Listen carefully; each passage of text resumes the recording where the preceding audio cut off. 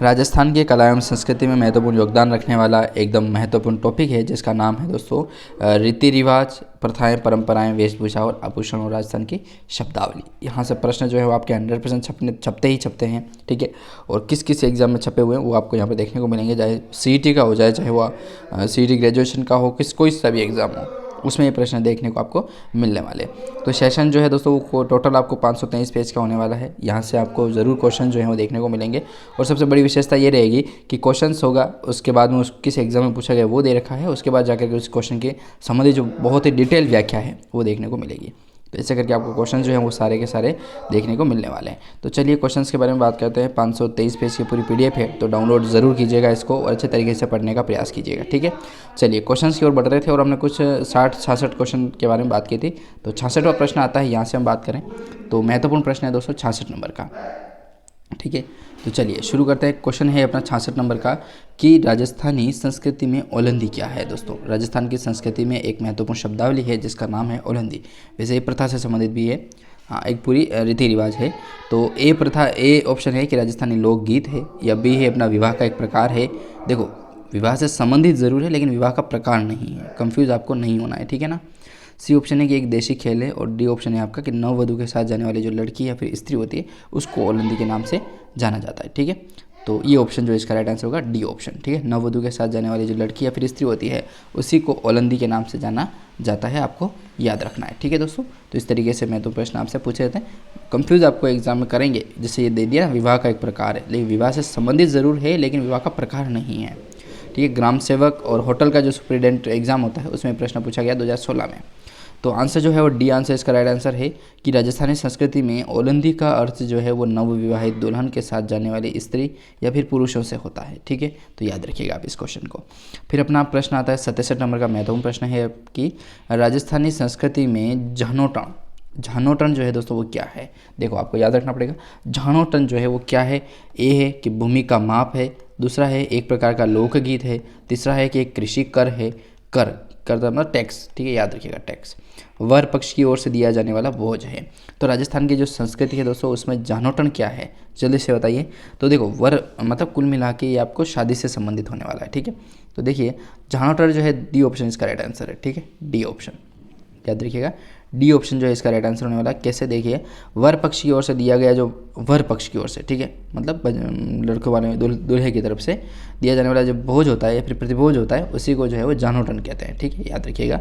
ग्राम सेवक एग्जाम में पूछा गया था। तो आंसर जो है इसका D ऑप्शन राइट आंसर होने वाला है। और व्याख्या है इसकी कि राजस्थानी संस्कृति में झानोटन का अर्थ जो है वो होता है दूल्हे की तरफ से दिया जाने वाला रात्रि भोज, ठीक है। यहाँ पर थोड़ा डिटेल दे दिया है, रात्रि भोज, ये याद रखिएगा आप, ठीक है।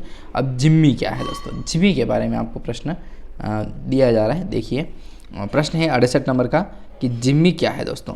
तो जिम्मी जो है क्या वह पुत्र जन्म के पश्चात 14वें दिन होने वाली एक रस्म है, या फिर B ऑप्शन पर्युषण पर्व के दौरान 3 दिन का जो उपवास होता है क्या वह है, या फिर C ऑप्शन है कि फेरे अथवा सप्तपदी के समय मामा की ओर से दी जाने वाली वधू द्वारा अपनी पहनी गई जो गोटे किनारी युक्त जो लाल गुलाबी ओढ़नी होती है उसको क्या कही जाता है जिम्मी, या फिर D ऑप्शन है कि संतान प्राप्ति के बाद बेटी को विधि विधान से ससुराल विदा करने की प्रक्रिया होती है उसको कहा जाता है, ठीक है। तो जल्दी से आप प्रयास कीजिएगा इसका राइट आंसर क्या होने वाला है। देखो एक प्रकार के आपको पता होगा जिम्मी जो है वो ओढ़नी का प्रकार है, लेकिन इसमें देखो कितना डिटेल में दे रखा है। यहाँ पर आप डायरेक्ट क्वेश्चन ये भी मिल सकता था ऑप्शन कि एक ओढ़नी का प्रकार है, ठीक है, तो बात सही है।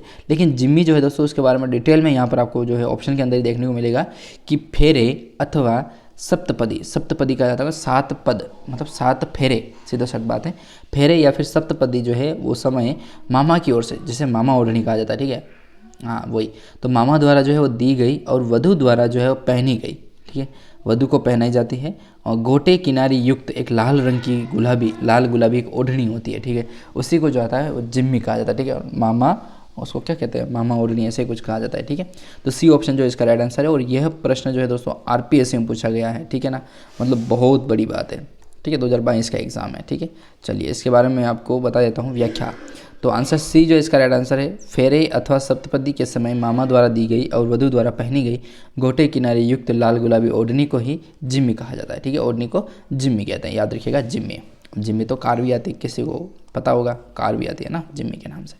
फिर 69 नंबर का प्रश्न है अपना कि खोएतू क्या है दोस्तों। खोएतू वस्त्र जो है वह किससे संबंधित होने वाला है? खोइतु, याद रखिएगा खोइतु काफ़ी महत्वपूर्ण प्रश्न बनता ही बनता है, ठीक है।